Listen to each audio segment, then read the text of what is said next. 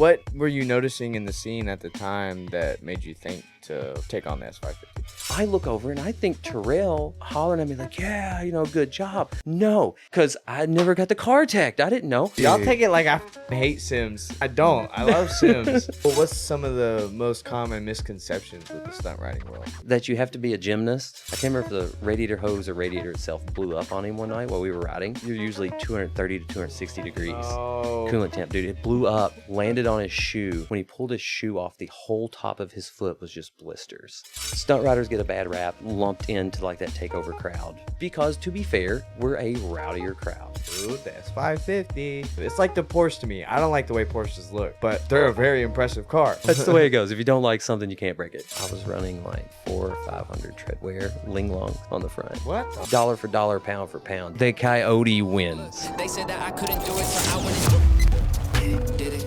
W's only, I've been. Welcome back to the #1 Drift Podcast on YouTube. I am Dawson, and we have today... Matthew. What's the last name? Glasscock. Just like it sounds. Yes, just like it sounds. Sorry, I had to do that to you, but that's good. I'm sure you all read it on the thumbnail already anyways. But before we get into this, don't forget to hit the subscribe button. So look below the video. If that button is still red, go ahead and click it and hit that bell notification so you are updated with every episode. But also, if you do want to be on the podcast, don't forget you can shoot me an email at thecircleofdrift@gmail.com. Just make sure to put the subject as Drift Resume so I can keep it organized. But that is all I got for the intro. So if you want to give yourself a little rundown on who you are, where you came from, stuff like that. And by the way, before we get into this, if we get off track, I'm sorry. There's been multiple conversations we've had before where we've gone way off the rails. So, oh yeah, I definitely think none of us is holding the steering wheel in conversations. Yeah, no, not really, not in this one. No, Matthew Glasscock. I'm retired stunt rider. That's what I'm gonna call that. Amateur drifter. That sounds so professional. Yeah, I know, right? Owner and CEO of Scotty D Race Development and Cox Stunt Parts, CSP machine. Yeah, I just like to do fun stuff. Big brain.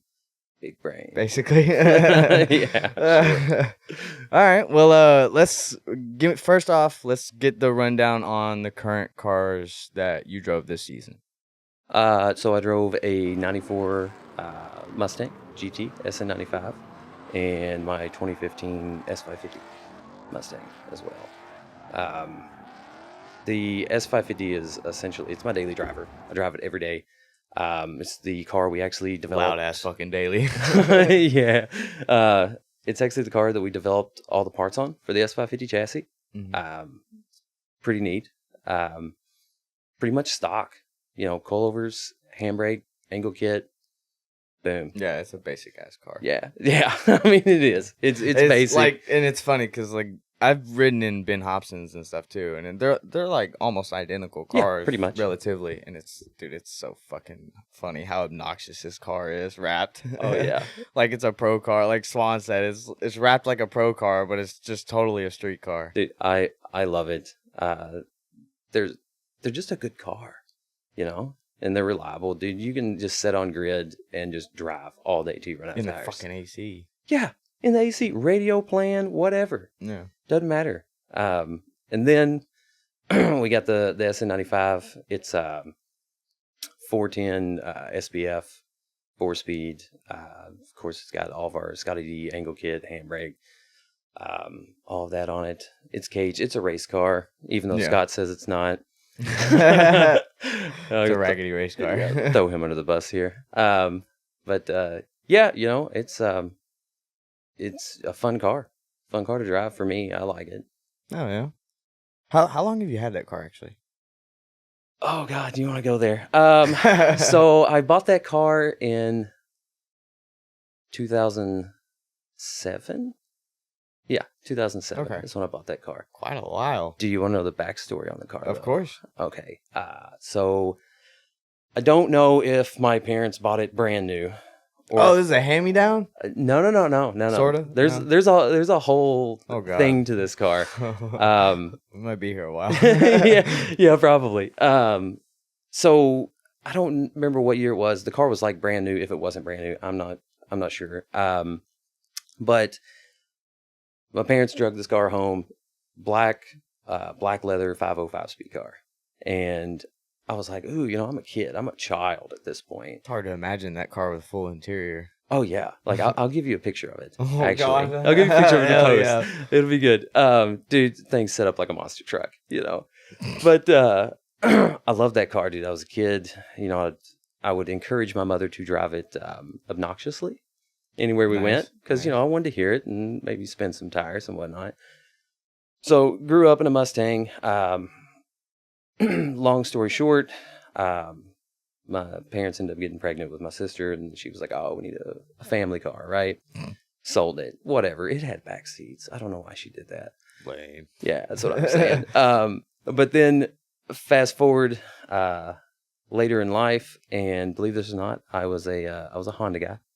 Oh. At one point. Yeah. Wow. Yeah. How the fuck you end up with Fords? Oh, God, this is a whole other story. Usually you go to like Nissans or something from Honda. What the hell? Okay, I feel like no. Okay, I'm gonna backtrack here on Fords. Oh, I gotta. Okay, so I'm gonna call it like third generation, like born and bred Ford person. Okay. But I wasn't always that way. Okay. Dad, grandfather, great grandfather, all them Ford guys. They always lived and breathed Ford. Everything Ford. Okay. My first vehicle that my dad thought was a good idea was a 1971 Ford Bronco. Oh yeah. Yeah. I had a buddy from high school that flipped one with like 8 people inside of it. Terrible. No seat belts, nothing. Terrible vehicles. Yeah. Like, who puts their 16-year-old son in a... Nobody was hurt, by the way. So. in a 1971 Bronco that has drum brakes all the way around, 3-speed on the tree, which was absolutely a nightmare to learn to drive in. And drop it in the comments if you've driven one or know how. Yeah, such a pain. And if you do, the struggle of reverse and keeping it in. I've never gotten the chance to drive one, so I'm curious. Dude, terrible. But so anyway, I cut my teeth, so to speak, in that thing. Learned a lot about cars and engines and whatnot, and keeping them running. After that, I was like, I'm tired of Fords. I want to do something else. And of course, my dad, he's like, if you bring home a Chevrolet, you're disowned. Fuck. I'm like, okay, well, fine. Then I'll bring home a Honda. Mm-hmm. Friend of mine, she had a Acura Integra, the 4-eyed car, had the B18 in it, 5-speed car. Dude, fell in love with it. Oh yeah. Of course, this was right around the time that Tokyo Drift just like came out. Okay, if that dates me. But so, dude, I thought I was You break Toretto. everywhere. Oh, dude, yeah. You tell me about it. Loved that car. Ended up wrecking it because, I did what it... E-brake everywhere. Ended up in a ditch. Just destroyed that car. Ended up with a Honda Accord after that. Bagged with Lambo doors, suede interior. Lambo doors for the win. Yeah, real hot boy looking car and whatnot. But long story short, a friend of mine had blew the clutch out of a Mustang that belonged to this other guy. He hit me up. He was like, Matt, I need you to put a clutch in this car. I messed it up, whatever. He's like, can you do this? I'm like, yeah, absolutely. I can do it. So he brings over a 2004 black leather 4.6 5-speed car. I was like, put the clutch in this thing. When you're done, call the guy that owns it. I was like, oh, okay. Yeah, no big deal. Yeah. So keep in mind, I'm Honda through and through right now, right? And that weekend I put the clutch in the car, ended up calling the boy, and he was out at the bars all weekend. He's like, dude, just keep it, drive it for the weekend, The bro. fuck? Yeah. Say less, sir. I was like, yeah, say less. So, dude, I get out there in that thing. I'll be waiting on you to text me. Dude, I'm driving this thing around. I'm picking up girls, and I'm like, this is awesome. I'm like, I love this thing. Yeah. So immediately following that, the next week, I started looking for a black leather V8 5-speed car. And I mentioned it to my parents, and they were like, oh, well, you remember the one we used to have? And I'm like, yeah. I'm like, I wonder if I can find that. Oh, no way. Long story short, ended up tracking it down. It was still in my hometown. Sick. So ended up buying that. And, dude, I loved that car, dude. What shape was it in compared to when it was sold?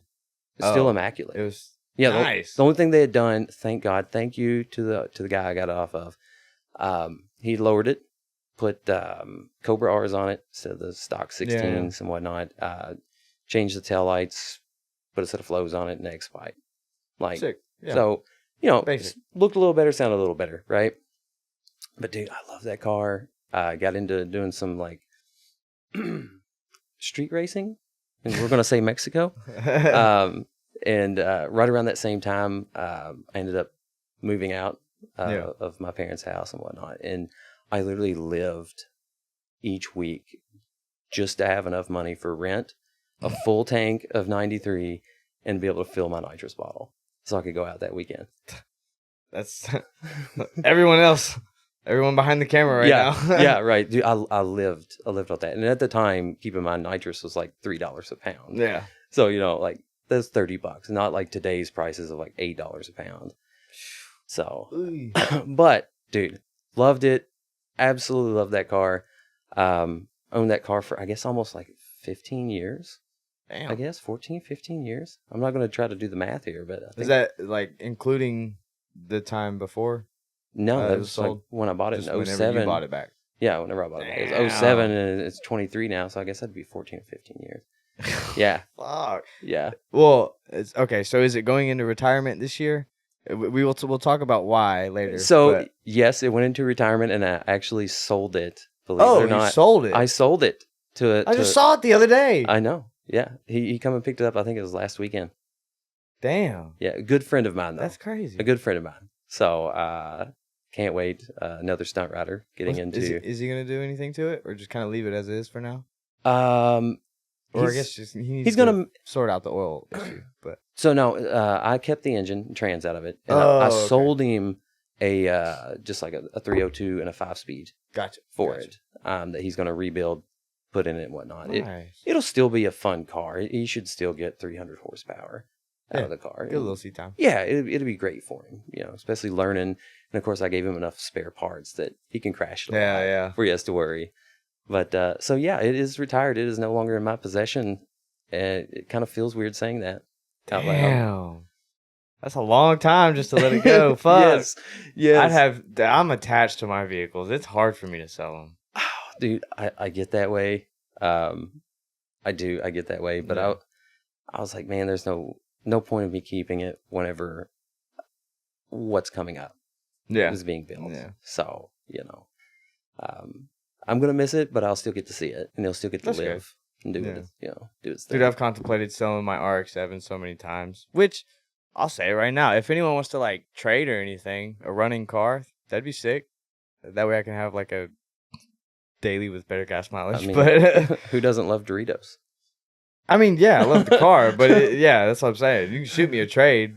We'll see. I doubt it, but yeah, Yeah, I looked at it. It's the interior is nice. It's the blue interior though. So kind of sucks, bro. It screams 80s. I mean, yeah. I just wish it was the black interior.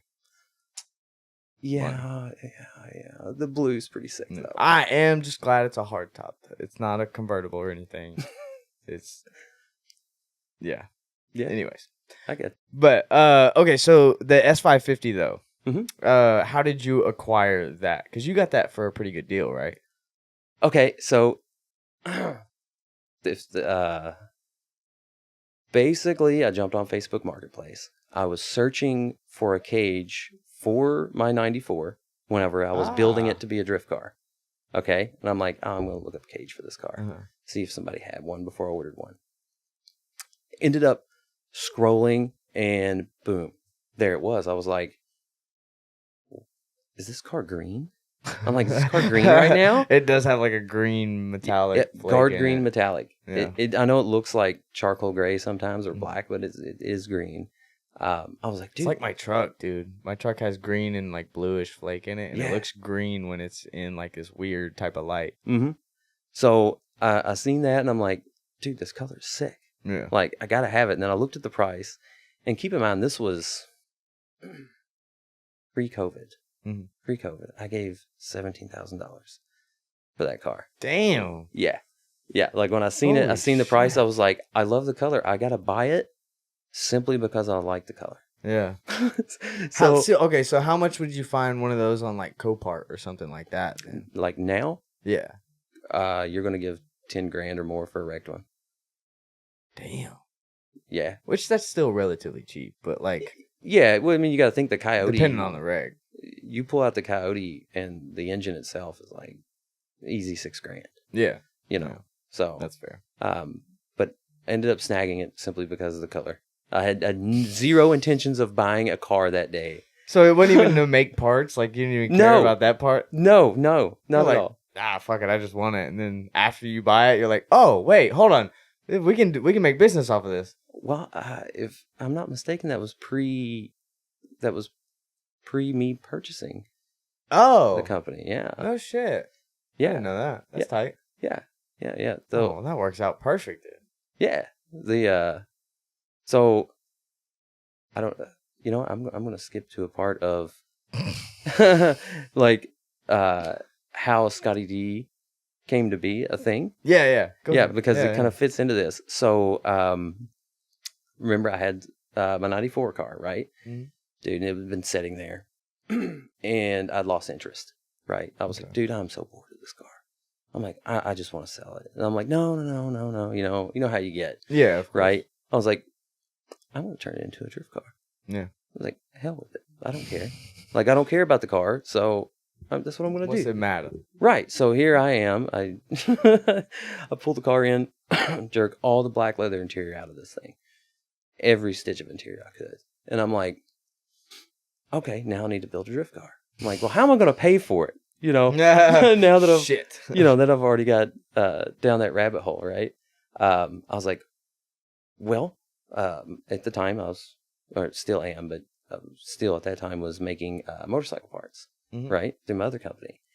And I was like, man, is there something for Mustangs that I can build that no one makes that I could take that revenue and build a car off of? Yeah. Got to looking, no one made bash bars for the Mustangs. Really? Yeah. Holy shit. Right? Any of the chassis at the time? What year was this? Hold on. This was 4 years ago. 3 years. Okay, so I think 3 years ago. relatively recent. Yeah, relatively recent. Okay. Yeah, no one made them for. I know that no one made them for the Fox SN or S197 at the time. They may have made them for the S550. I'm not sure. Okay. But no one made them for those. I'm like, that's crazy. I'm like, dude, this is in my wheelhouse. Like, I bend tube and weld it every day. Yeah, exactly. So I actually built my first drift car off of the profits from bash bars. That's how I afforded to build the car. And during that time, I got to looking at the parts available on the market, right? Like angle kits. And dude, I look up and I'm going to go ahead and I'm going to say it here. Dude, I'm like cut and welded knuckles. I'm like, really, guys? I'm like, I can do that here. Yeah. Like, I'm not paying this kind of money for cut and welded, like homemade looking stuff. Yeah. Well, as I'm scrolling, I find Scotty D ankle kit, quick ankle kit for the SN chassis, Fox and SN chassis. And I'm like, hey, whoa, like this is billet parts. I machine stuff. I like billet. Yeah. I'm like, this is a custom arm. I'm like, it bolts on. There's no like cutting and welding all this stuff. And I'm like, I'm just going to buy this. Yeah. So I ended up purchasing it along with dual caliper brackets and pretty much everything Scott at the time made for the car. And in turn, I got to communicating with Scott. Oh, yeah. Right? We got to going back and forth and whatnot. Well, I remember one night I was sitting at a buddy's house and we were having like a little fire and, just chilling, drinking some beers. And I was looking at one of the parts, looking at the machining on it and everything. I'm like, hey, wait a minute. This guy like has parts machined. I'm like, I have a machine shop. Why don't I like extend an offer to him to make parts for him, right? And do some like, private label or whatever. Hit Scott up and he's like, well, actually, I need this. Yeah. I'm like, send it over. Dude, next thing you know, it kind of snowballed. And I was machining a lot of the parts for him and everything. And at the time, I guess like life happened or whatever. Scott was like super busy working a full-time job and all this other stuff. And he was like, yo, he approached me with, he's like, I'm super busy. I can't handle this. Yeah. You know, and I'm like, okay. He goes, would you be interested in purchasing Scotty D Race Development? He's like, I trust you to keep it alive. I trust you to keep the quality. Yeah. You know, and I'm like, dude, name the price. All right. You know, I was like, as long as you're willing to stay on board and help me. He's like, Hell absolutely. yeah. So That makes sense. Okay. we hum-hoed back and forth and whatnot. He sent me over the price. I wired him the money. That was that was basically how that went down. And like, dude, it was a blessing. You know, That's I think for awesome. both of us. Scott ended up getting a sweet Aston Martin out of the deal afterwards. Yeah. You know, which by the way, that That car's car's dude, fucking cool. it's It's cool. not that fast, but it's cool. Dude, you know, to only be like 380 horsepower, Mm. dude, it's surprisingly quick for what it is. Oh yeah. But the handling is just Yeah, that's what insane. the car's for. Dude, like, So. I guess I'm telling Scott now, but I would never tell him this before. Dude, he's had me in that car where I'm like bracing myself. I'm like, oh my God. But so, long story short, there, yeah, sending the money, whatever, blah blah blah. Scott's having a great time. I continue with the business. Everything's going good, and I ended up wanting to, you know, push the envelope, develop more parts, right? Yeah. Hit up Scott. He's like, yo, yeah, I'm on it. He's like, let's go. S550. Okay. Ah, okay. Yeah. So you get the S550, and I'm like, yo, we need to develop parts for this. Yeah. And What were you noticing in the scene at the time that made you think to take on the S550?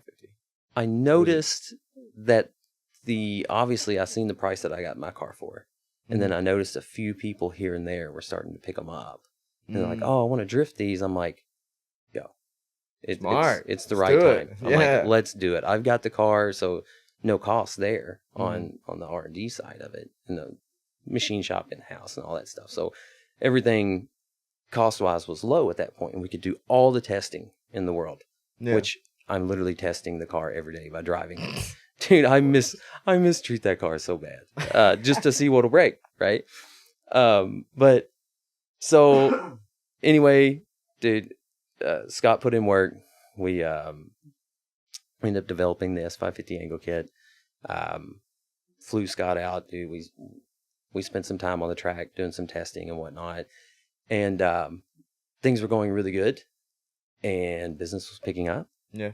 And long story short was like, how do you feel about moving to Kentucky? Nah. You Get know? your ass out of California. That Yeah. place sucks. Well, I think I think it was the homeless that out there that pushed him to want to be here. Oh yeah. Haven't got tired of dealing with them.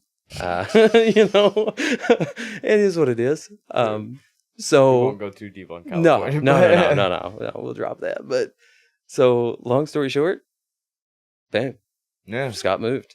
Here we are, Fucking right. and we are, dude, we're doing the thing. Yeah. You know, That's good. and it's nice. You know, it's nice having him in house, so to speak. Yeah. So he can keep his little engineering brain just working. Dude. Yeah. It's awesome getting to watch somebody like that work.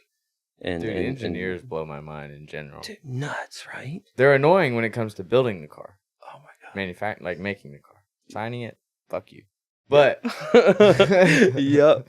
to talk to an engineer is really interesting. Oh yeah. And the one thing I get tired of is like, now Matt, we're gonna do this right. And I'm like, quit being a okay. caveman, Matt.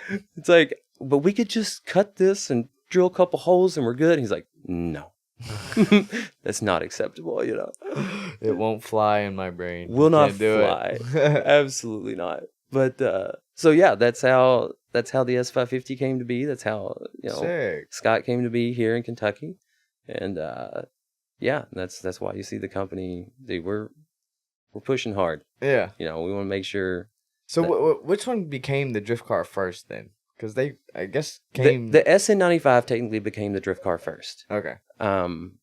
And... Not very long after. Not very long after, bought the S550, and then not long after that. Yeah. Yeah. Okay. That's fair. You know. Hell yeah. So when did you start actually driving after all of that? Like when your first track day? Because this was your first season, right? Your first real season? This was my first real season. But the year before, I obviously went to quote unquote track days. Yeah. I got a good story for my first track day.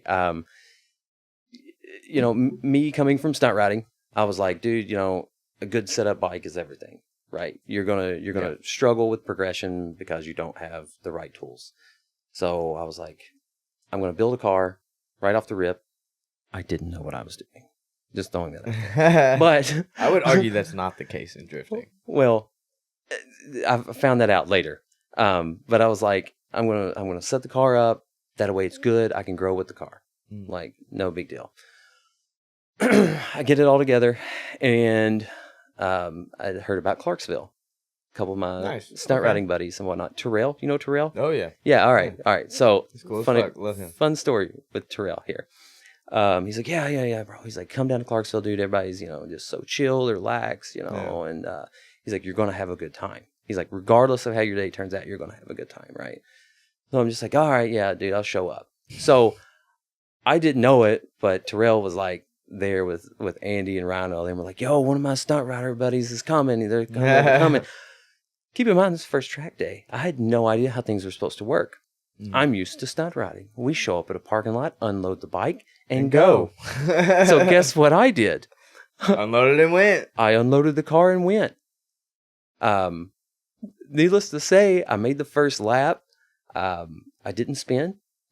Transitions were horrible, but I guess, quote unquote, linked the track. It was awful looking though. Sloppily. Oh, it was sloppy. The track. Oh, I hit her with the slop. But and then we were running the layout where you start at the bottom and then go through the figure eight and then hit the uphill, right? So as I'm coming on the uphill and I'm floorboarded, I can't hear nothing. I look over and I think Terrell is like hollering at me like, yeah, good job. No, him and Ryan and them were like, come here. Cause I never got the car teched. I didn't know. So I'm just hyped. So I'm just like, yeah, I'm going to make another lap.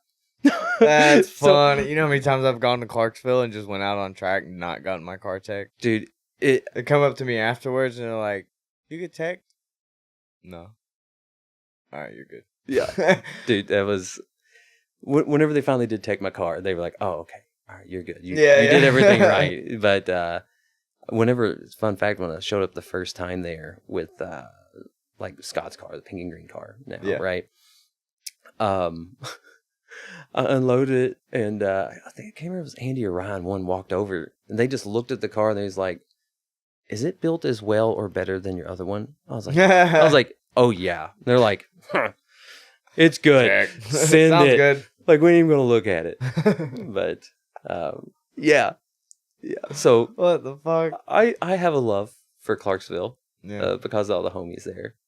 Yeah, you kind of have to. Yeah. The track just gets old to me. It's just so... I could drive it with my eyes closed, it feels like now. Yeah. I mean, it does, but at the same time, it's just... There's something sweet about it. Get to hit the downhill and whatnot, a little speed, a little elevation change. It's fun. The figure eight. Mid-pond is like Clarksville, but 10 times better. So it's like... I'll drive the extra... hour and a half to go to Mid-Pond. I have a bad taste in my mouth because of Mid-Pond. Was it muddy? Dude, it was the first time that Scott flew out to meet me in person. Yeah. And we loaded up the pink and green car and drove to Mid-Pond to do this Mustang, this Stang Bash or whatever they have down there, right? We get there. Scott made a lap and a half and it blew the rear mainsail out, pushed it out. What? Yeah, it pushed the rear mainsail out. I don't know why. To this day, it hasn't done it since. But it did it there. As soon as he pulls off track, we get it in the pits. the alternator also went out on my dually on the way down. Like, oh my God. like 30 miles from the place, right? Yeah. So I'm over here changing an alternator. Scott and Daniel like jack the car up and they start to take it apart. Starts pouring rain. Oh, I mean, fuck. a monsoon rain like I have never seen in my life. Like, I think there was rain coming up from the ground at one point. Jesus. So I get done doing what I'm doing, crawl underneath the car, dude. Rain is just running across the parking lot, right? And I'm soaked. But we get the car back together. We fought all day long, get the car back together, set it down on the ground, and they're like, boys, the track went cold 15 minutes ago. Oh, no. Luckily, though, the owner, I can't remember his name. Ken. Dude, comes over to us. He's like, guys, I've been watching you work on this thing all day. He's like, if y'all want to make laps, he's like, go. He's the guy. Just go. Once that happened and we got to make some laps, and then the next day we also, when it was dry, we got to make some laps. Yeah. It was fun. I could see how now, now I would really enjoy going there. Yeah. But because of that weekend, for the longest time, I had go something and drive against the it. track yourself, and you'll be like, dude, this track is fucking fun. Well, I drove it on the sim, and I really like the reverse. Sim does not compare with. Well, I mean, we know my argument on the sim. Well, yeah, but y'all take it too serious too. Dude. Y'all take it like I fucking hate Sims. I don't. I love Sims. They're great for drifting. I don't know why that gets misconstrued, but hater. Nah, fuck off. No, I really enjoy running the reverse layout on sim though on the track. I do. See, I haven't gotten to run reverse. Dude, it's pretty sweet. Yeah, it's pretty sweet. I enjoy it a lot more than running the regular layout. You know. Now, granted, I will say the track is smoother in sim than it is in real life. Oh yeah, oh, dude, the track's so rough. The track's rough as shit. Oh my god! Badly. And then there's normally some pothole somewhere. Yeah, but yeah. So that's my experience with Mid Pond. Fucking right. But I, not to say that I won't go back. I think I do want to go back at some point. Yeah. You know, I think it'd be a good time. Nice. Okay. As long as nothing breaks. So did you do sim before you drifted ever? Absolutely not. No. Okay. No. So how does the sim translate for you then to real life drifting? So all in all, including this year, I've done 16 events in a drift car in total. Yeah. Grand total. The first 8-9 events, whatever that I went to, was like Clarksville, right? Yeah. I'm trying to learn and whatnot, and I didn't have anyone there that was real familiar with the Mustang chassis, how it worked, how to set it up, nor that was willing to yell at me and tell me what I was doing wrong. So whenever Scott came into the picture and everything, and I'm talking to him, he's like, bro, you need to sim. I'm like, really? I'm like, I was hesitant. I'm not gonna lie. He's like, get a sim. I was like, okay, all right, cool, dude. So I had a laptop. I don't even know what graphics card or anything. I do think it had like 8 gigs of RAM. Like, I think that's the only thing I knew about it. But that sounds horrifying to me. Bought a Logitech 920 wheel, the cheapest wheel I could find. And then of course I played like, what is it, third person or whatever, where you're outside the car looking down on it. Oh, dude, horrible. Scott was like, no. He's like, get a VR. I promise, get a VR. I'm like, okay. Long story short, ended up getting a VR, strapping that on, and dude, it was such a struggle. I'm not gonna lie, dude. Yeah. For like hard.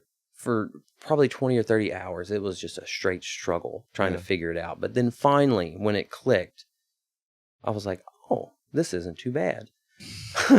So then I start, like, at that point, me and Scott are like simming like 2 or 3 times a week at night, right? And dude, he's just big old bully. Just bullying me around the track. But Scott was not afraid to yell at me and tell me, like, Matt, this is what you're doing wrong. Stop doing this. Break this habit. Blah, blah, blah, blah, blah, blah, blah, blah, blah. And I probably put about 100 hours in the sim prior to getting to go out and drive for the first time in real life after that. Damn. And dude, it was great. Yeah. It's like, because I no longer had to think about what I was doing. Yeah. I was just subconsciously doing it. It was, I mean, it was like I was. That's what I say it's good for, because it breaks down the second nature aspects of drifting. Yes. That way you can already have those registered in your brain. You won't even think about them. You just do them. My brain, it's weird, but my brain goes into like, okay, I can feel the G-forces now, and I can smell, and so you can dial it in a little easier. Yeah, like I can do all those things, but it's literally like moving the wheel, when to pull the handbrake, clutch kick, whatever. All that is just subconscious. I just do it. I don't even think about doing it now. Yep. And one thing that I really will give the sim so much credit for is being able to run a layout on a track prior to ever showing up to it. Yeah. You know, that, like, if nothing else, even if you don't like the sim or whatever, at least then you can run the track, know where the zones are, know when you should transition, know what you should do prior to ever going out there in a real car. I think that's, I don't even know how you would measure the value in that, you know? Well, but money. I mean, because the amount of hours you're spending on the sim would cost you thousands and thousands of dollars to run a car. Let's just say you already own the car and it's already set up to drift. Thousands of dollars you're going to spend just getting there, hotel costs, gas, tires, everything that's just consumables of drifting. Oh, yeah, dude. Like, you would spend ungodly amounts more. Transmissions. Well, depending on your setup. Like, if you just got a VQ car, like, you pretty much just go out there and keep driving. But... Okay, yeah, fair, you know. By the way, everyone with a VQ, please put a muffler on it. Yeah, stop running these fucking loud-ass VQs. None of them sound good. I understand you want to hear people, or you want people to hear you drive, but no, not that one. No. Okay, so, like, tell me more about the bike stuff. Like, let's say if you were trying to convince someone that doesn't really know anything about bikes to get in that side of the industry, what would you tell them? Someone who wants to get into stunt riding? Yeah. Make sure you have health insurance. I'm going to start with that.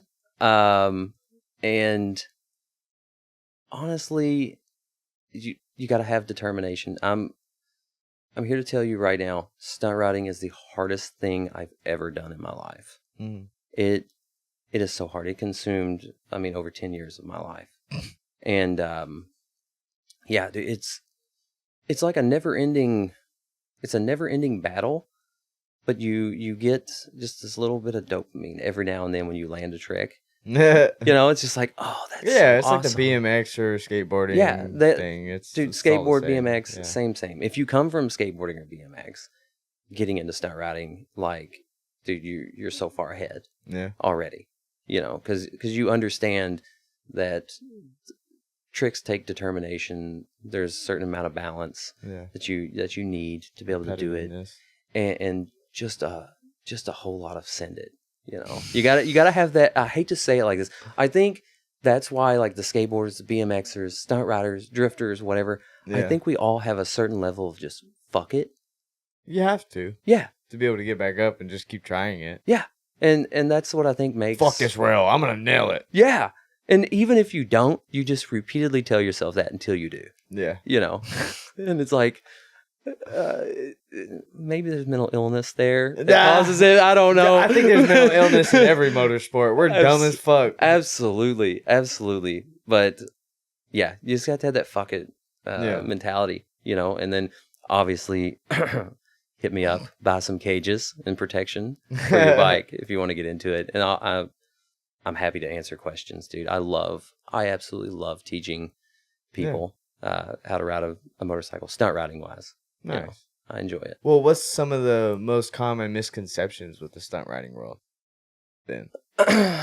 that you have to be a gymnast in order to do it. Gymnast. Yeah, like What? you have to have People like actually say that? dude, people think that you have to have like this crazy amount of balance and like skill to be able to pull this off because you're balancing a motorcycle on one wheel, which by the way, please stop telling me if I can ride a motorcycle on one wheel, I can ride a unicycle. I cannot. That is the hardest thing I've tried is a unicycle. Oh my god. What the fuck? Yeah, but that's another common misconception. Well, you don't have any weight to balance it out. Nothing. No motor, no brake. So it's like, yeah, it's weird. But yeah, so people think all these things, and once you understand what you're doing on a motorcycle, you realize that the bike balances itself. Once you get it there, it balances itself. It's on what we call balance point. Like you're literally just holding the brake or articulating the brake, I should say, to keep it in this little sweet spot, right? And then if you want the bike to dip into a circle, you just body weight. Yeah, it's just body weight. You just pitch the bike wherever you want it. It's not that hard. Yeah. As far as like that goes. It is hard. Don't get me wrong. It's hard because the mistakes along the way is what hurts. You know, there's with age get a cage. That's why I'm into drifting. But what's the worst mistake you've seen? Seen? Yeah. Or yourself, whatever. Worst mistake I ever made, which almost landed me having to be called Matilda. The fuck? Yeah. I made a mistake one day. High-sided a spreader circle. So it's like I'm sitting in the gas tank with my legs spread. Okay. Right? Okay. I'm rotating the bike in a circle, right? And it was when I was first learning them, and I got too slap happy with the brakes, stood the bike up, bike went to fall. I go to bail. I didn't know how to bail at the time, which that's the hardest thing to learn in stunt riding is how to bail. It's kind of like skateboarding or something. So as I go to fall, the bike falls down on its side. My foot pegs were ground off sharp from drifting and dragging foot pegs while I'm drifting. So Christ. I fall and like I step over the bike and the foot peg just like impales my inner thigh. Yeah, like really, really uncomfortably close to other things. It took like 17 stitches to fix that. It was literally a silver dollar size hole in my leg. Fuck no, man. Dude, that's the worst I've ever been hurt though, doing it. Like no broken bones or anything from it. Just a lot of rash and never had stitches. anything like similar to that. No, really? that's really it's all been more minor stuff. Lots of rash. Lots of I could expect that. Yeah, dude, just eating the palms of your hands or your elbows off, your knees. Did have a bike land on my foot one time. So on a motorcycle, you've got a little guard on the rear set for the foot peg. My pant leg had gotten over top of that guard, and so my foot couldn't slide off. I could have picked it straight up, but it couldn't slide off. I'm doing a foot brake circle. I'm working on no-handers at the time, you know, and I did one, ended up choking the engine out. Bike stood up straight and went to fall to the outside where my right foot was on the foot peg. Instinct. You just go to, jerk your foot off, right? Yeah. Foot wouldn't come off. Dude, the whole way down, I'm just sitting here thinking like, this is it. Sucked you right back in. 400 pounds of motorcycle landing on my foot. But luckily the foot peg was just wide enough that it didn't crush all the bones in my foot. It did bruise the hell out of it. Yeah. But it didn't crush all the bones because that happens and that sucks. Oh, my sister had that happen to her in weightlifting when she was in high school. Yeah. Dude. Not a pleasant injury. I don't like feet. That's very weird to say, but like, dude, I don't ever want to see a foot like that. You're not on a feet feet finder? That shit was disgusting the way it looked. Oh, fuck no. The feet injuries from like crushing. Dude. No. Dude, I watched insane. A buddy of mine, Chuck, I can't remember if the radiator hose or radiator itself blew up on him one night while we were riding. And 200 and stunt bike, you're usually 230 to 260 degrees No. coolant temp, dude. It blew up, landed on his shoe.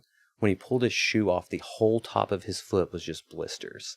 It was the most disgusting thing. I was just like, oh, like, no, dude. I could feel his pain to it. And the bad part is we had a show the next day.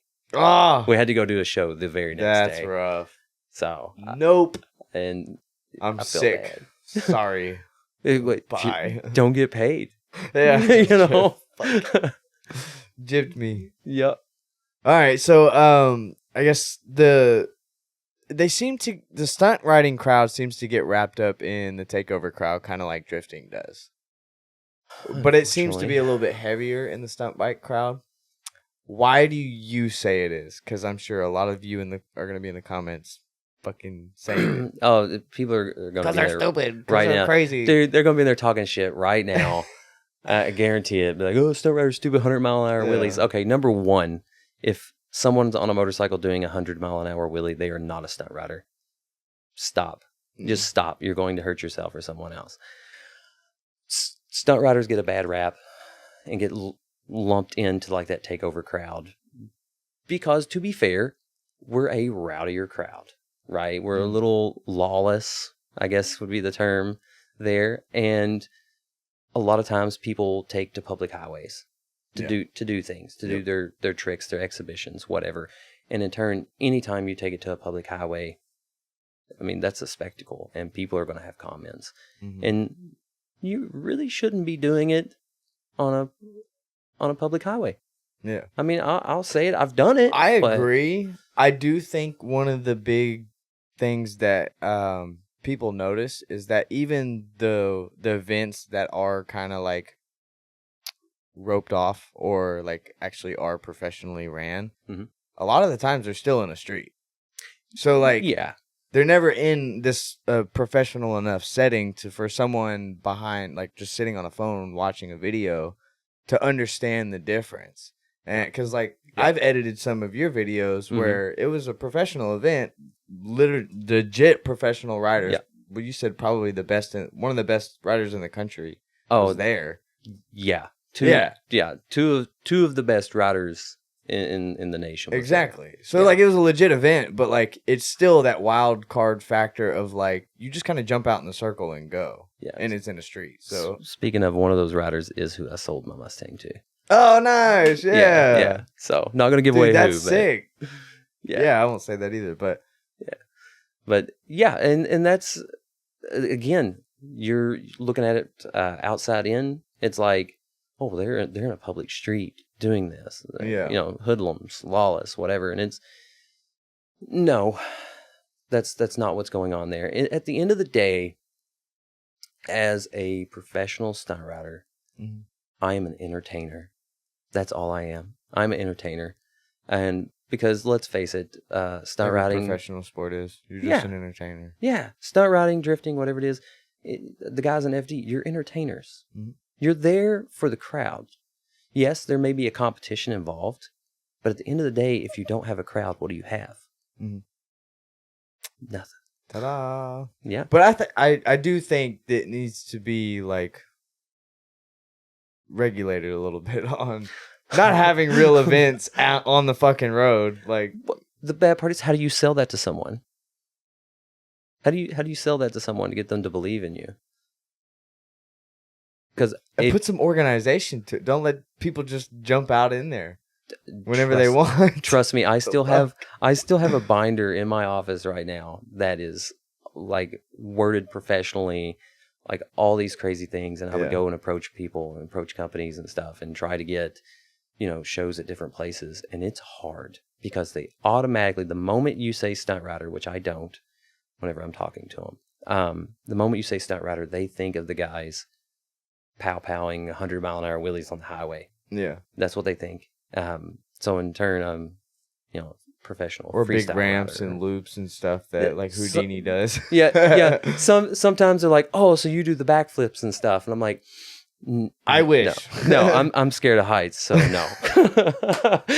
We tend to stay on the ground. Yeah. We don't get very, maybe one wheel comes off. That's about it. Yeah, that's about it. But yeah, it's hard. I will say a lot of those people out on the public highways and stuff, they just like with the takeover, they ruin it for the people who are trying to do it legitimate. Yeah. Because that's what the people see. That's what the public sees. So they automatically think that's who you are. Yeah. And that sucks. It makes it hard Dude, for there's us. got to be some type of, like, way to make some organization to it, though. Like, what if, like, dude, raves.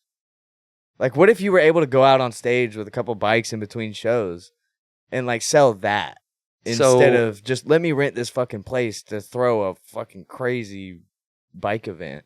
They're going to be like, ooh. The boy who bought my car was actually on America's Got Talent.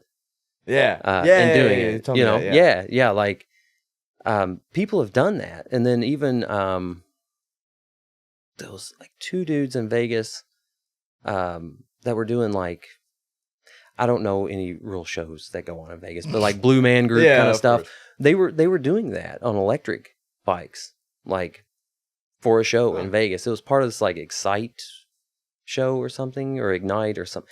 I can't remember what it was, but somebody will correct me in the comments, I'm sure. But yeah, they were doing it.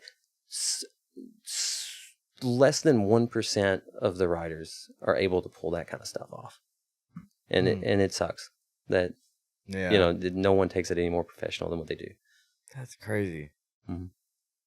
Cause I like it. It's like it's very entertaining to watch, but there's no like. I know there is professionals, but like there's no like professional league really. There's nothing that's known. So, first name that everybody thinks of is Jason Britton.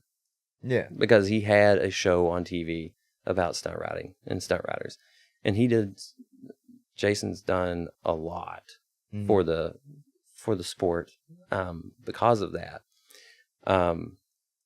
But the closest thing after that to professional, so to speak, XDL, they used to do competitions back in the day.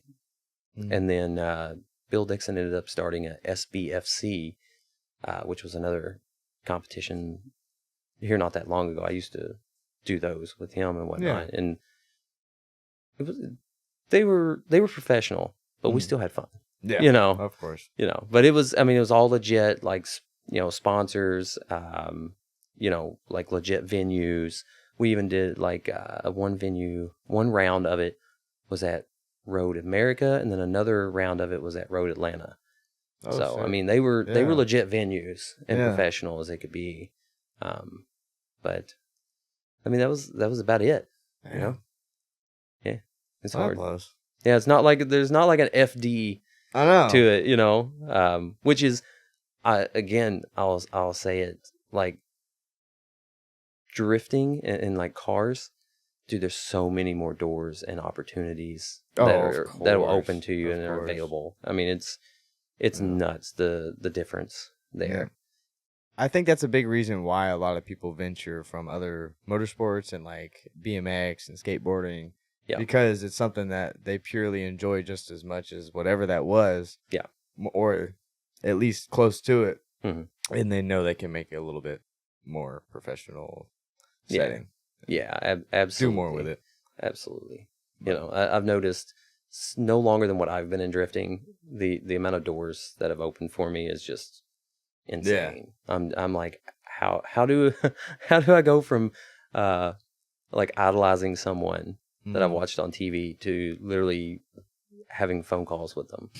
You know, I'm like, this is cool. Yeah. Like drifting's cool. I want to say that. Yeah, it's so cool. I love it. Who are some of the people that drifting has brought you to in this short amount of time?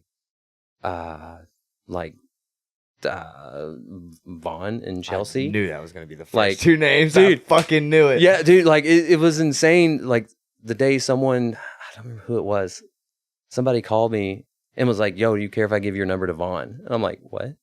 Why do you ask? I'm like, yeah, just give it to him. He's like, okay, yeah, he's got some questions. He wants to hit you up about something. And I'm like, cool. I'm like, dude, I'm like a schoolgirl over here. I'm just like, oh my God.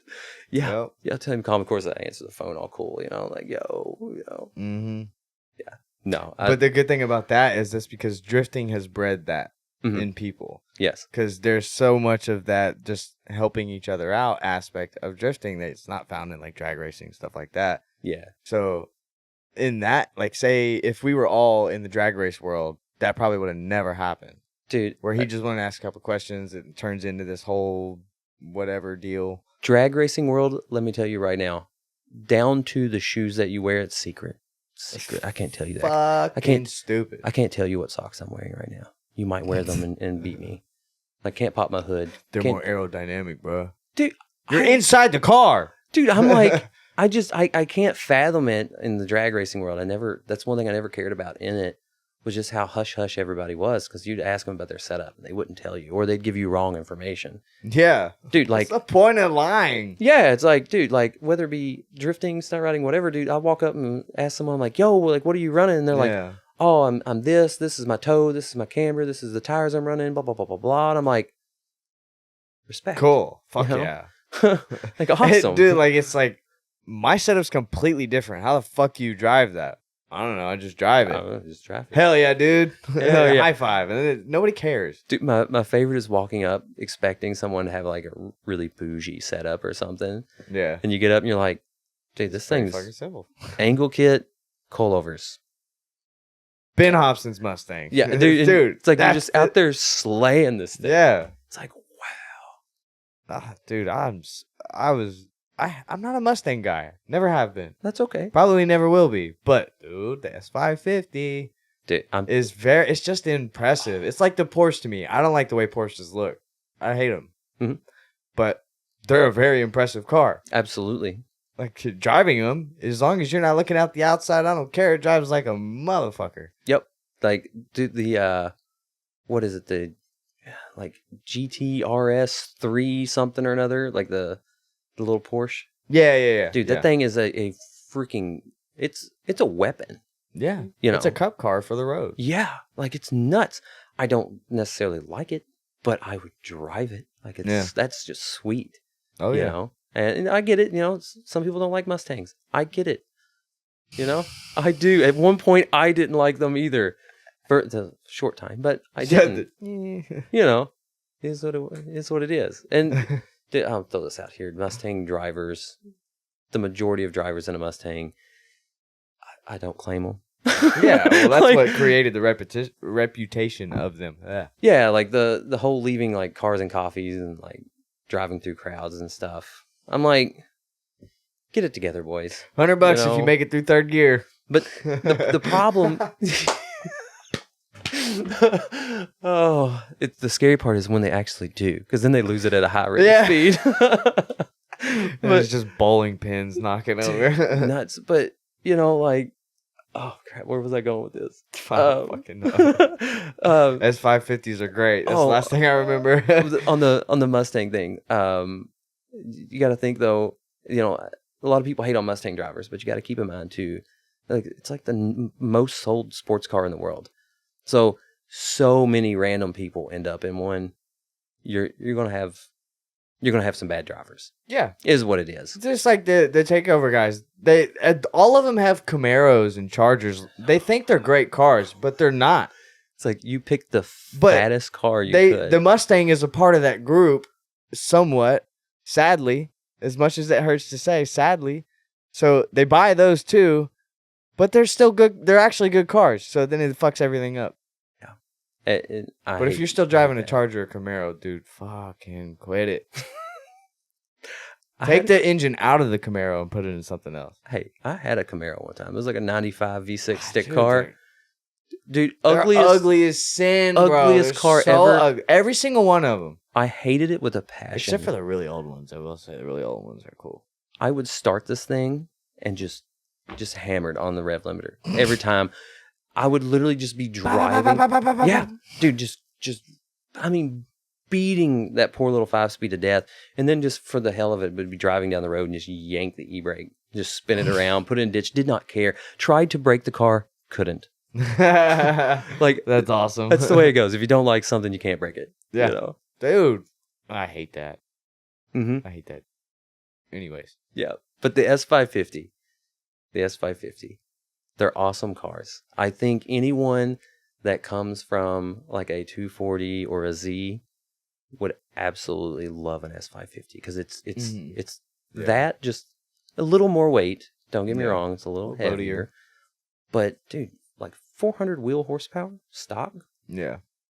If you drive floaty, you like S550s. Oh yeah. Oh for sure. Yeah. For sure. Absolutely polar opposite to what I'm used to driving like in my other cars. So little wonky at first, but once you get the feel for it, it's not bad. That's like what Scott was saying at Ford Fest. He was like, dude, this thing's so fucking different. Dude. But I'm getting used to it. Every time he would initiate, I was sitting there going, is he hitting the wall this time? Because, dude, it would just float right out there. And I'm just like, oh my God. Yeah. Car just works, though. Here we go. Yeah, dude. Like, after my car, my black car messed up at Ford Fest, which is what it is. And it's the reason why I picked the other engine, because tired of that. But, and I got to drive the S550 on that layout for a little bit. I will say, dude, it's the floatiness, I'm like, whatever on. But dude, just the amount of angle, 70 degrees of angle. Is like every time I thought I was going to spin, I just let the wheel go a little more. Just start pouring the throttle on. And I'm like, this is cool. This is rowdy. Like, fuck yeah. Dude, if I had like a whole day to really like focus on driving the S550, I would probably have a lot of fun in it. Oh, yeah. Like, if you'd actually drive instead of just sitting in the pits. He will sit there at events all weekend, like 3-day event all weekend. He will drive maybe 1 or 2 laps, and especially if it's a comp, dude, he'll fucking just 1 or 2 laps of practice and then just goes into the comp. So part of this boils down to I made the mistake of building an old engine for my black car, and I'm constantly was worried about keeping it alive, right? Because the way I looked at it, every time I started it, it was one less time it was going to work. Yeah. So, I was hesitant on like going out there and just doing lap after lap after lap because I didn't want to melt the car down, and my cooling system wasn't great. It was just all these little issues compounding. And of course, with the process of building another car, I didn't want to really invest much more money into that car. Fair, yeah. I think prior to the 50K, what did I have? 3 practice laps? I think so. Yeah. 3 at most. Yeah. 3 practice laps, 2 qualifyings, and then the battle with Chelsea. Like, that was dude, he fucking ripped against Chelsea too. I have the clips. I'll put them in there. Dude, so remember what I was saying about the sim, right? Brain turning off, right? Dude, the moment I pulled up there to the line, I've got to throw this out here. Like I was like, okay, this is Chelsea. This is the 2023. It wasn't at the time the champion, but is now. I'm like, he's going to do exactly what he needs to do. I'm like, this is awesome. This is going to be just like simming with Scott. I'm like, all I got to do is just do the thing. Yeah. So, dude, be consistent. I just took off, brain turned off, and I'm just like, okay, I'm aware of proximity, and I'm like, okay, I'm just going to do the thing. And then I did the thing. Dude, yeah. It was wild. Like, I really enjoyed that battle a whole lot. And the fact that whenever, because I mean, I was nervous. I mean, hell, who wouldn't be going against Chelsea DeNova of all people, right? And it was in the Fox body too. Like it's not the most intimidating car whatsoever. No. But it's still it doesn't matter. You could give Chelsea a shopping cart and he's gonna door you. Like he's like, dude, he's driver mod right there for sure. Oh, but like after we come off track and I went to the pits and talked to him. Like the fact that he was like, dude, I thought it was a one more time. He's like, I genuinely thought it was a one more time. He's like, if you'd have been a little closer on the inner clip, he's like, it would have been a one more time. I'm like, oh my God. Yeah. I'm like, yes. I'm like, I'd say a little bit closer on the sweeper as well. He had You had a little bit more of a gap, just barely, dude. It was like maybe half a car. Yeah, well, to be fair, that Fox body is fast. Oh yeah. Oh, dude, That thing boogies. dude, that thing is. I didn't realize it. Sounds so cool too. Like you can watch me on the run up when I'm chasing him.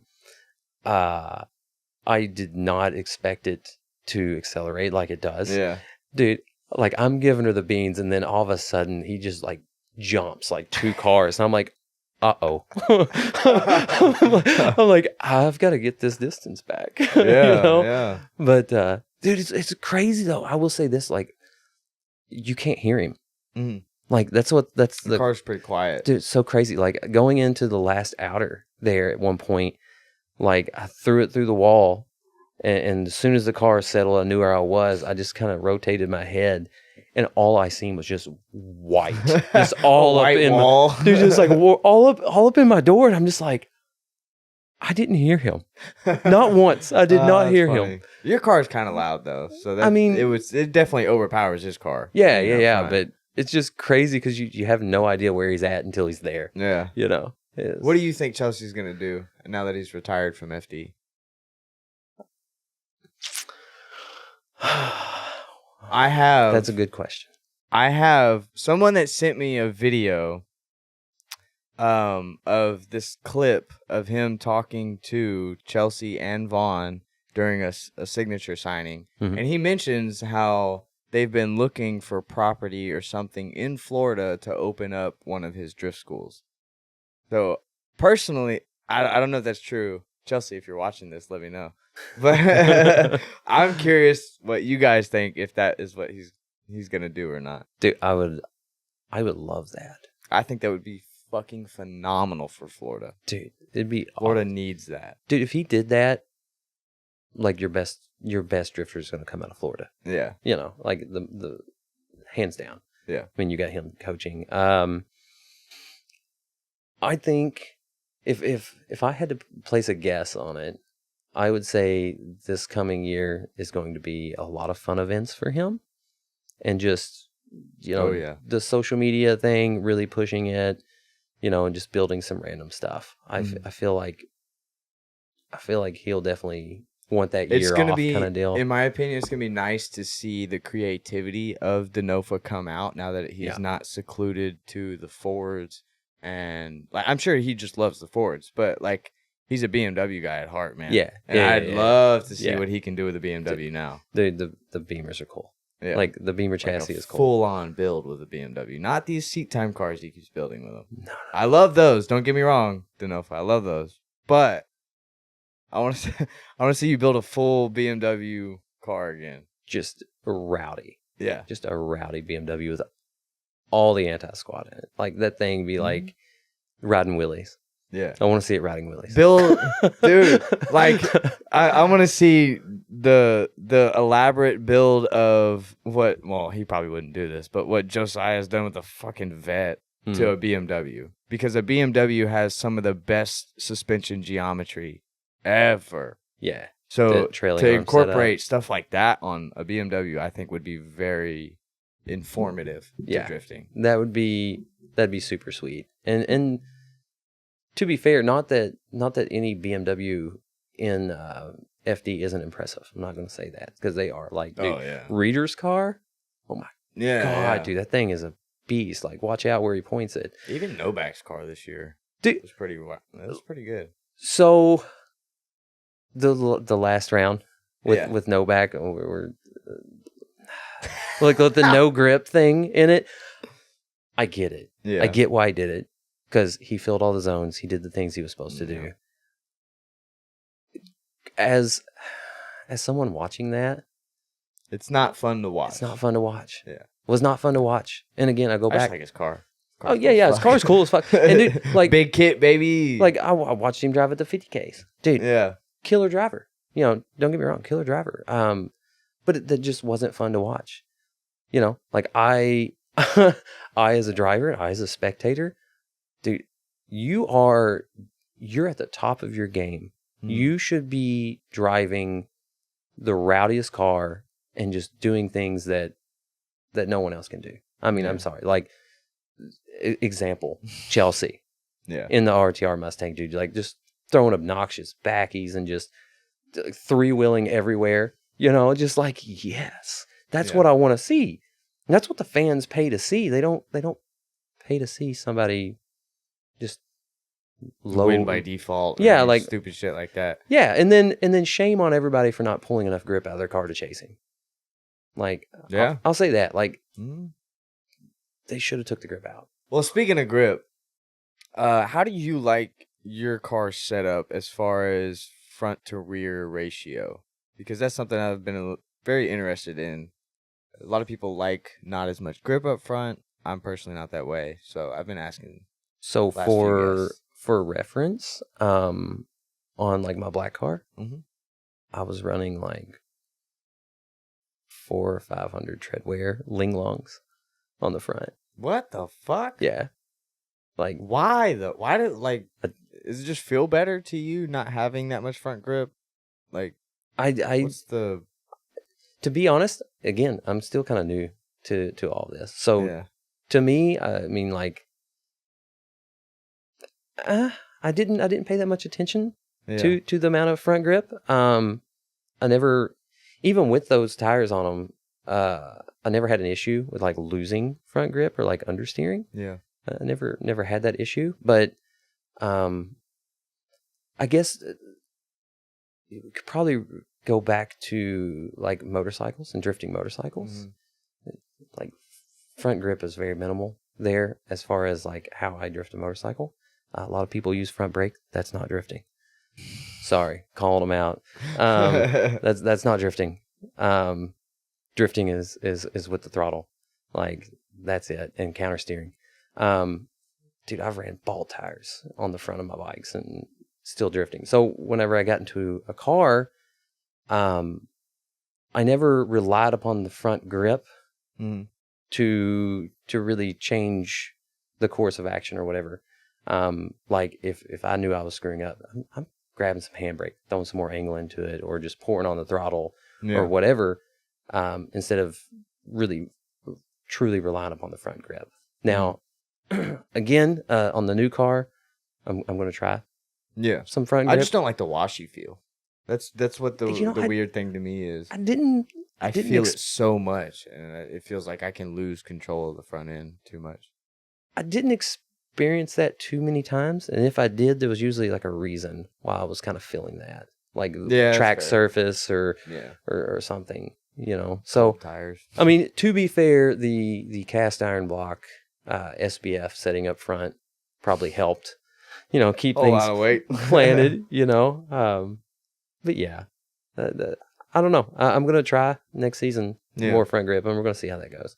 Hell yeah, I think it'll work better on the S197 anyways. I do too, especially with the with the things we've done out back, you know, to really put a lot of grip into that car. Balance it out, dude. That's gonna be fun. Yeah, that's what I'm gonna say. I mean, I guess we should talk about that car. Yeah, should we? Do you want to lay out some details? Yeah, I might as well. For those that don't know, since I sold the SN95, I'm currently building a 2006 S197, and we're not cutting any corners on this car. This is going to be a sick car. We currently have a Godzilla for the power plant in it, and then got BTR on board for cam and intake and stuff for the Godzilla to add about 100 more horsepower to it. Yeah. Realistically, I think the car NA on pump gas is going to be like probably 425, 450 wheel horse, and more than that in torque, because the Godzilla makes a lot of torque. Yeah. And then in turn, Ben Calamer hooked me up with a MT82 that's rated for like 2,000 horsepower. Like this transmission's sick. Like fifth gear is 1-to-1. He got rid of one of the overdrives, so I've got beautiful selection of gear set there and everything. And then it's gonna be sick. Cage gets cage, you know.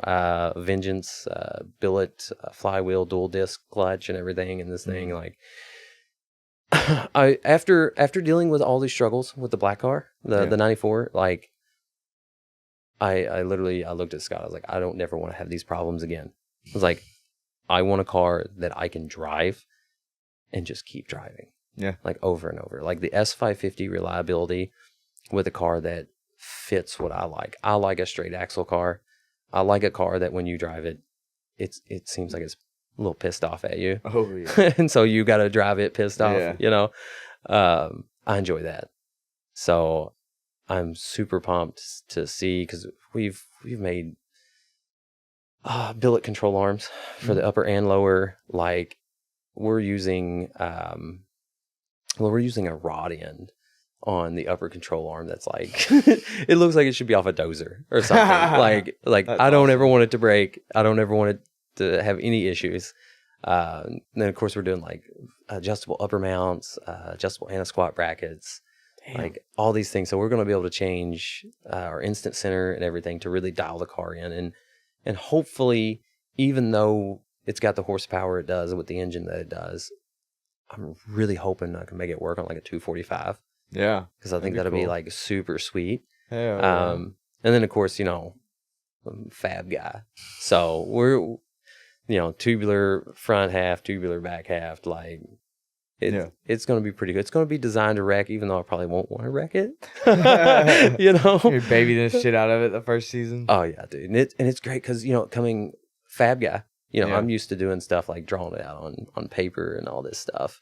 And then again, watching an engineer work, dude, Scott's just over here like, nah, we're going to do this. And of course, we have like the factory Ford CAD Yeah. of the That's Mustangs, always you know. dope So to have. yeah, so dude, he's over here like precision designing all these like tubular front ends, back ends, and just suspension components and stuff. And like he's like, okay, Smart guy things. what do you think about this? You know, and he'll show me something. And I'm like, yeah, you know, like let's change this and this. I'm like, that's gonna work out great, Yeah.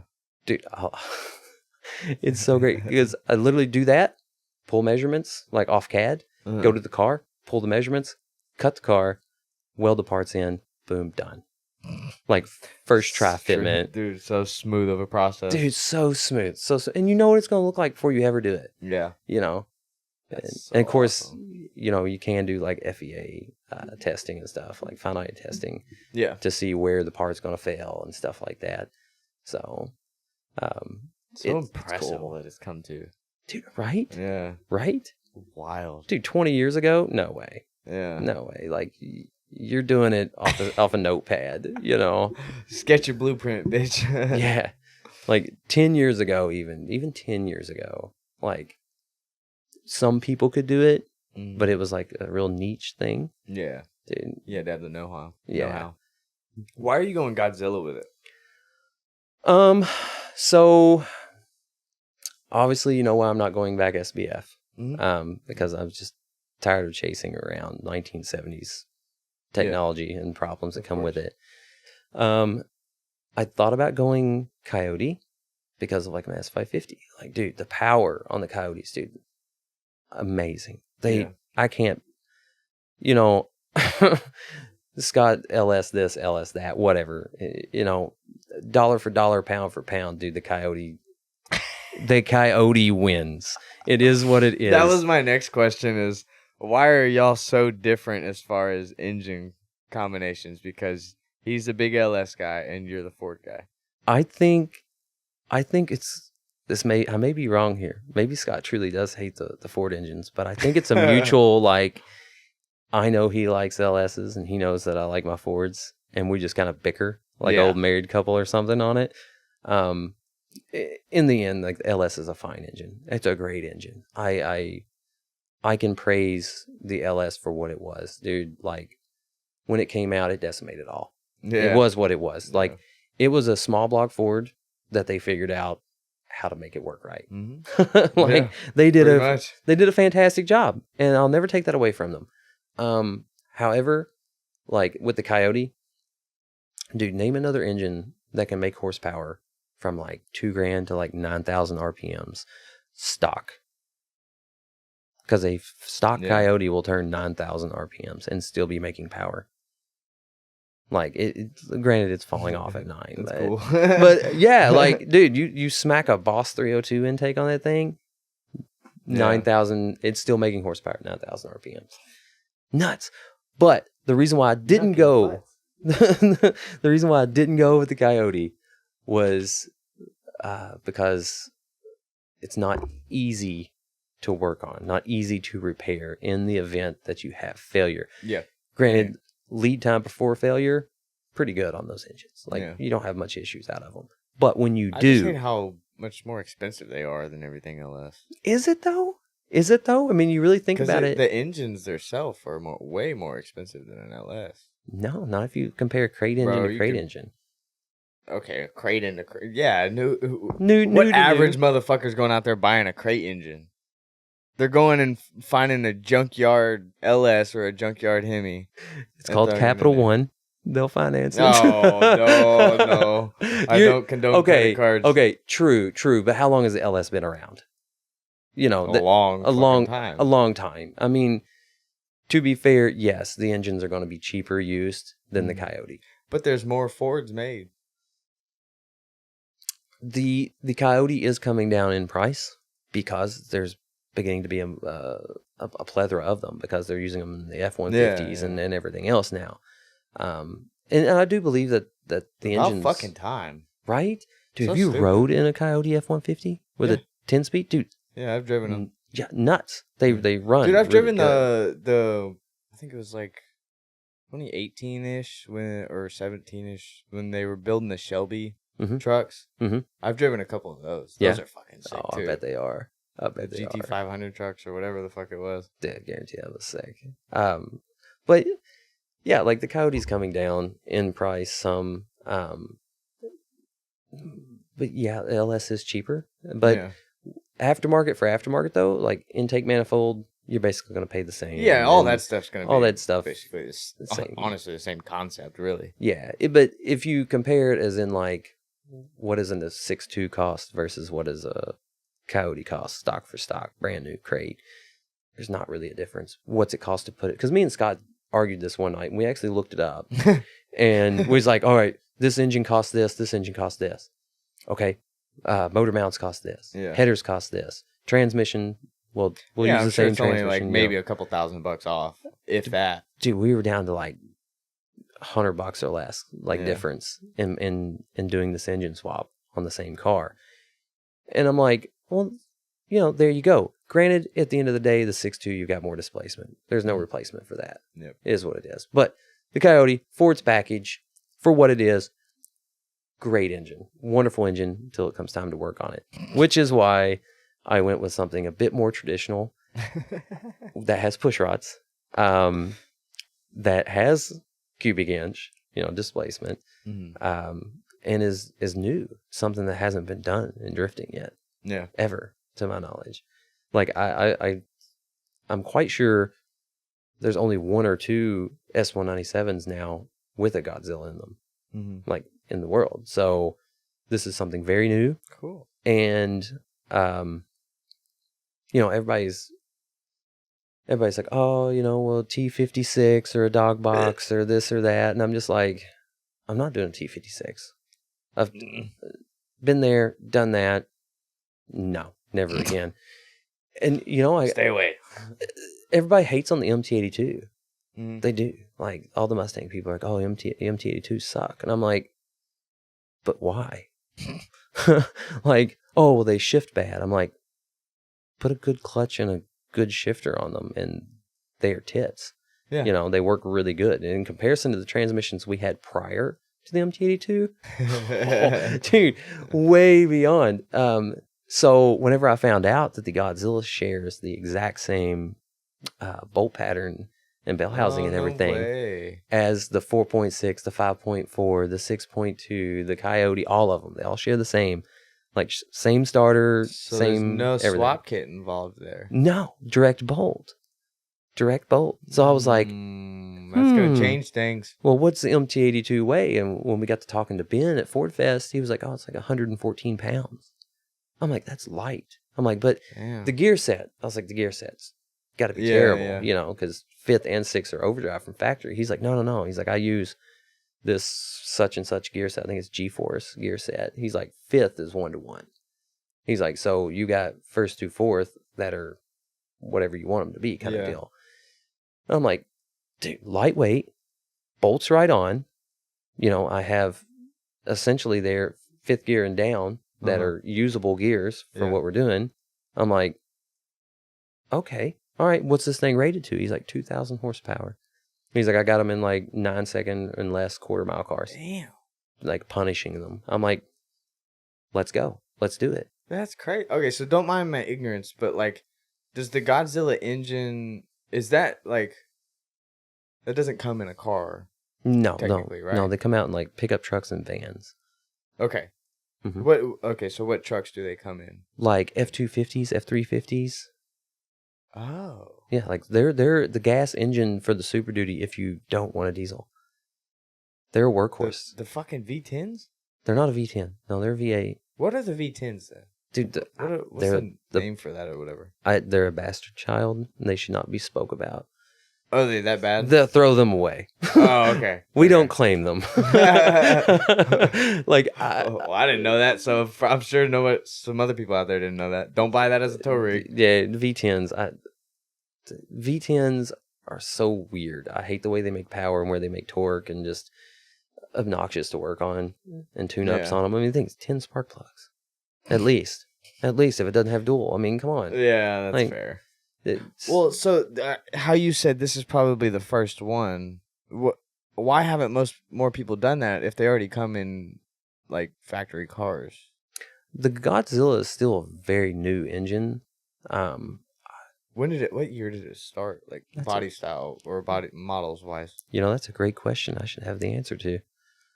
Fuck, I want to say, I think to be the Mustang guy. dude, I think it's pickup trucks though. You know, so I'm like, you know, I think it was like 2020 maybe that the Godzilla came out. Maybe 2019. That is really fresh. Yeah, dude, like this engine's like super fresh to the. So how much does one cost, like for a crate, or if you were to find one on like Facebook Marketplace? So, crate engine direct from like Ford, they retail them at like $9,000. Okay. But you can jump on, I believe Lethal Performance has them for like $7,500, somewhere around there. Okay. If that price is wrong, I'm sorry. But I think it's like Correct 70. us in the comments. Yeah. Not sorry. Yeah. I think it's like $7,500 from them. And then used, you can buy a pull-out engine because a lot of the vans are getting converted to electric. So, dude, you can buy the Godzilla with like less than 100 miles. Like most of them, like almost 0 miles. Engine, transmission, wire and harness, everything, complete pull-out for like $8,000 or less. And then sell, and then sell the transmission for like probably $2,000 to $3,000. So you could be. Would that basically buy the transmission you need? Just selling that one? Yeah. Okay. Yeah. Like you could find a decent transmission for that price. I would say a used one. You know, I think like the Ford things are making more sense. I think like I want to say the Stage 3 MT82 that I got from Ben. I think retail on it's only like $5,000. That's not too bad. No, that's not bad. And then I think it's like a $500 core charge, but yeah, dude, I mean, there you go. If it doesn't pay for the whole transmission, I mean, the bulk of it's gone at that point. Yeah. So down payment. I mean, if you really hustled, you could probably have a Godzilla mated to an MT82 for like $8,000. And in bone stock trim, that engine is 430 horsepower, 475 foot-pounds of torque. Stock. Wow. Yeah. So how much do you think the entire swap is going to cost you?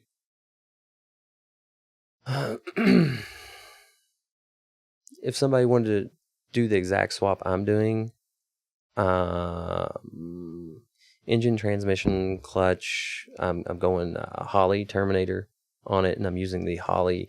So Holley also has a super awesome kit they sell for putting a Godzilla in like Mustangs and things, right? It's a timing cover and a oil pan. It gets rid of this, dude, the oil pan on the 7.3 from factory is like almost 10 inches deep. Jesus, what the fuck? It's insane. It's insane. So So Holly offered a solution for that. I'm going to go with that and the Terminator X. And then we have a company currently working on swap headers for the S197. Sick. Okay. And I would say you could do the swap, realistically, buying everything brand new.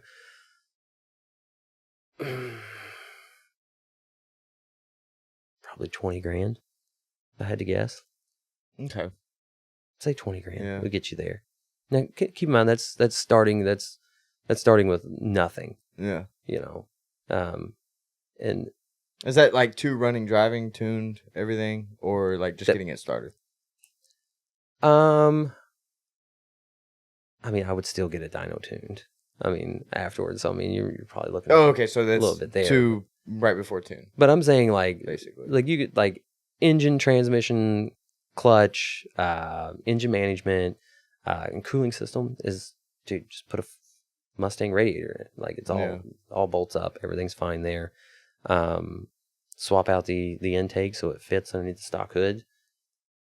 Like 20 grand and you're good. And then, of course, if you had like the MT82 you already had all this stuff in the car. If you were literally pulling like a Coyote out and putting it in, you could do it for like half that price because you can make the Godzilla run off the Coyote ECU. Why do you think? I know it's new, but why do you think someone hasn't tried to tackle that in like FD or something like that? Because that seems like a one of those platforms that you could make easy power on. The only downfall that I found so far to the engine is the weight because it is still cast iron block. Oh, okay. Yeah, okay. No one has yet to make an aluminum block for it. And because of it being cast iron block, it's like 580 pounds for the complete engine in comparison to a Coyote is like 440 pounds. So okay, yeah. I mean, I could see where that would be when you're at that high of a level program. Right, 140 pounds on the nose. Yeah.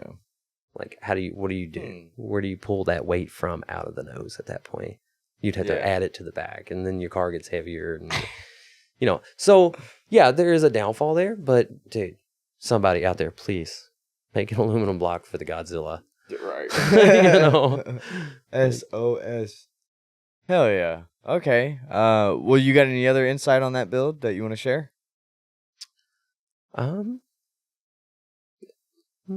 No, sometimes it's better left unsaid. Let some secrets hang. Yeah. Awesome. Yeah, keep Love some. that.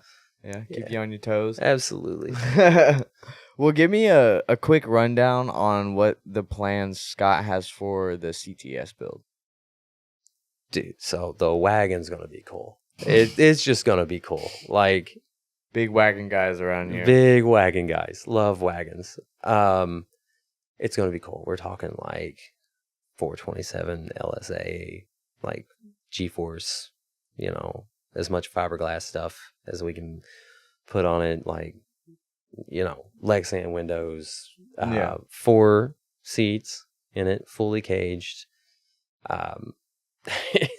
It's going to be fun. It's going to be fun. Like, I think it's going to be probably at least 550, 600 wheel horsepower, like 4-door wagon that you and your buddies all can get in and go shred.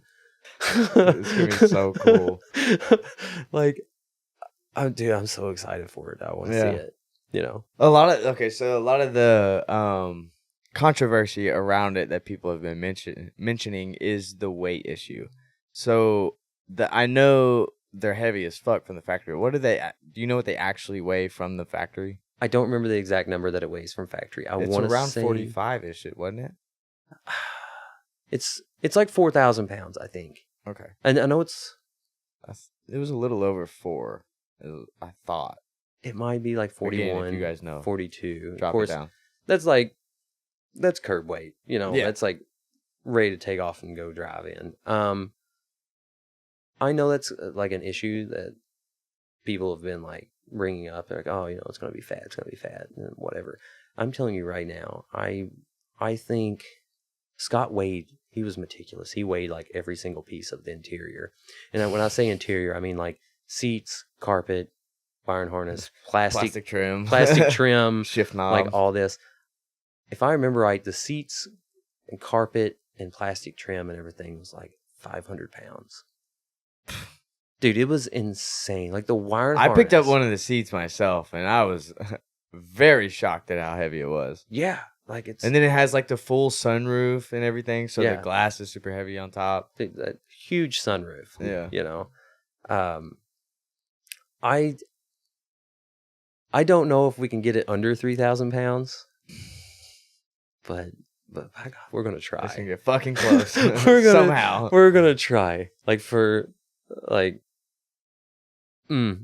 But like, dude, okay, Yeah. so think about that. For anyone questioning whether that's gonna be too heavy, a 3,000-pound drift car is very average. Yes. So like a 350Z is gonna weigh about 3,000 pounds, a little bit over, I think, is what it technically is. So with 600 fucking horsepower, Yeah, 600 horsepower, that's a insane seat time car. Yeah, because for example, like Scott's New Edge, right? Dude, that thing, without a nitrous bottle in it, and a full tank of gas, I want to say it weighs, I think like 2,875. So I mean, by the time you put the nitrous bottle in it, you're 2,900 pounds. Yeah, and that's a comp ready car. I mean, that's as close to pro spec build as you can get on a New Edge, I'd say. So. I mean, if we can get the wagon down anywhere in the low 3,000 pound range, like that's Fucking an accomplishment rocket in itself. yeah. You know, for a car that big. But Drop damn near 1,000 pounds. yeah, like Crazy, dude. I can't wait. Like it's just gonna be sick. And I want to. You know what? I want to be the first one to door him in it. I really do. Like the moment he gets it out, I'll give him a lap Yeah. to whatever, but. It's Yeah. mine. Like, I'm coming after it. And yes, Scott, I'm going to leave the first mark on your car. So is there going to be like a full livery and stuff on it? Yes. Okay. Yeah. So is it going to be kind of the same vibe as the Mustang, or are we going like crazy with it? I don't want to say too much. No. Okay. I want to see how much I can get out. Yeah. Are we yeah. keeping the same color combination? Like that type of vibe? Because I feel like Scott's always going to stick with the pink and green. I will tell you the pink and green, 99% chance it's going to stay. Okay. Yeah. That's Yeah. Because almost that's guarantee that. that's kind of his thing, Yeah. pink and green. Yeah. Is he going to run a different set of wheels on it? Different style? I don't think those wheels he has on the Mustang will look quite Well, right. they won't fit either. Oh, they don't? No, because so on the CTS, he's actually got to change to, I think, the CTS V hubs. So he gets like a more standard 5-lug, but the Chevrolet 5-lug's different from the Ford. Oh, that's right. Okay. Yeah. That's So annoying. yeah, I mean, it sucks because we have those wheels and tires, Yeah. but they'll fit my car. So, Oh, give me hand-me-downs. Give Yeah. them. absolutely, let me borrow these. Oh, that's fucking awesome. Okay, so if someone new was watching this and they decided, fuck it, I'm gonna go get a Mustang right now, runs and drives. Yep. Like, what is the first things they should do to that car before their first track day? First things first, if you buy a Mustang, and I'm under the impression that they're going to be buying a cheaper Mustang, which is either going to be like SN95 or S197, right? First things first, go out, change all the oils in this thing. And when you do, weld the diff while you're there, right? Go ahead, knock that out, cooling system as well. Once you do that, remove the rack limiters, go out, have fun, beat on it for a little bit, get a feel for it. After your first track day, you're going to be ready for more angle, because Mustangs do not have angle from factory. I mean, it's terrible. I mean, it's as bad as like the C5 Vet, like maybe 25 I would say at degrees. least link the track with stock angle. I Dude, mean- I'm just very as simple as your setup can be. Obviously, like I would Yeah. say lower it if you want to throw a handbrake in it, whatever. Try not to Sure. use it at first, but Yeah. yeah, as simple as possible to try and link the track, and then, because I always say this, you want to max out your skill with the car that you have, and then add to the car. Max out the skill again, add to the car. So the opposite of what I did. Yeah, I just personally believe that's the best way to learn how to properly I don't drift. disagree with that. Yeah. I don't disagree with that. Like, to be fair, for the average person, that's probably exactly what they should do. Yeah. You know, drive to the car's limit, and then once you have mastered its limit, upgrade the car. Yeah. You know, I will say for that. Corvette, something like that, the dog shit angle. Dude. Like, don't even try it. Like, that's extremely hard to drift on, Like, with that little of angle. SN95 is probably as bad as the C5. Stock angle. Like, Is it? dude, it's got a little bit more. Like, it's dude. closer to a Z. Z's actually have fairly bad angle. Well, I mean, maybe. I don't know the exact degrees. Scott could tell you that. I don't know. But I just know it's bad. It's not great. That's not nothing that anyone would ever brag about a Mustang on, is having good factory angle. And to be fair, like, I give the Fox and SNs a hard way to go, because Ford made something in 1979 that they basically didn't change until 2004. Yeah.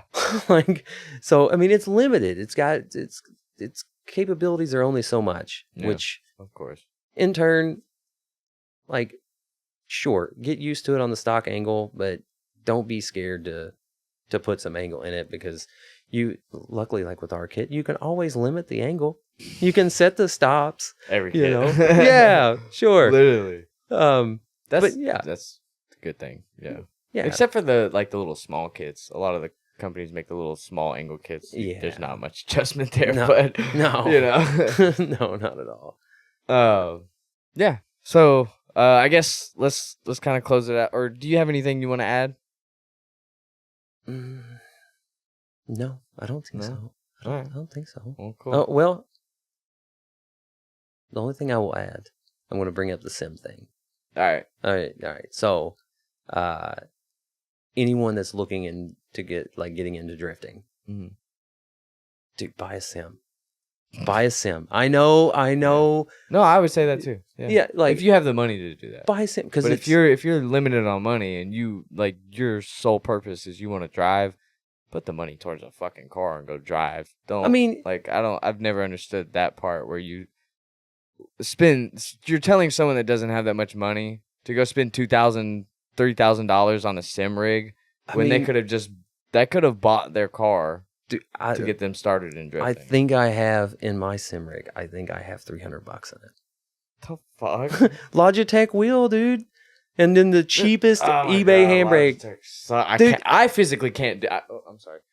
the wheel is garbage. Straight up, it's garbage. Like, Scott makes fun of me all the time for it. Everybody, dude, I can't stand. I literally just won't. I will never buy a Logitech. dude, I'll just be because on it's just like Discord, and we'll all be talking while we're simming, and somebody like random will be like, "Do I hear a Logitech wheel?" I'm like, "Yes, you do." Got me. They're like, "How are you driving this car with a Logitech wheel?" I'm like, "Dude, I just throw it. I don't know. Just try. I don't know. I just do it." But yeah, I like, for somebody starting out, like, if you want to learn how to drift, and assuming you already have a car and you don't want to go out and crash the car immediately, dude, Yeah.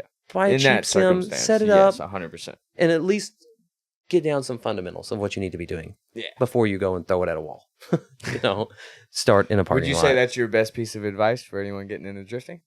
Because that's the last question. Yes, I believe that would be my piece of advice for anyone getting into it. Like, buy a sim, learn some fundamentals there, and then start in a parking lot, an Train your open second nature. parking lot. Yes. Yeah, I think so. Awesome. Yep. Well, hell yeah. Well, if you want, go ahead and plug yourself. Plug anyone you want to shout out, anything like that. Absolutely. You can follow me on Instagram, MG Stunts. You can follow my business pages, Scotty D Race Development, Cox Stunt Parts, and yeah, just have fun. Let's all have fun. Yeah. If you're drifting, you're having fun. You're winning. So, all right. Well, that's pretty much it for this one. I really appreciate it if you are still here in the podcast. If none of this stuff would be obviously here if it wasn't for you guys. So I really appreciate it. Don't forget, if you want to be spotlight of the outro, make a reel of your car and tag me on Instagram. And the one with the most likes will be highlighted in every outro. But other than that, that's it. So see you every Sunday for a new podcast. Peace. Stacking way up to the ceiling. Trust no bitch, can't catch no feelings. I've been taking long flights from the Bay to Ibiza. Hit home runs, I'm a ball like Jeter. I just want fuck, then I leave her. I'm a young pop star, call the boy Justin Bieber. Got a little money if you want, I can teach her. Whole life a movie, you can watch it in theater. Stacking way up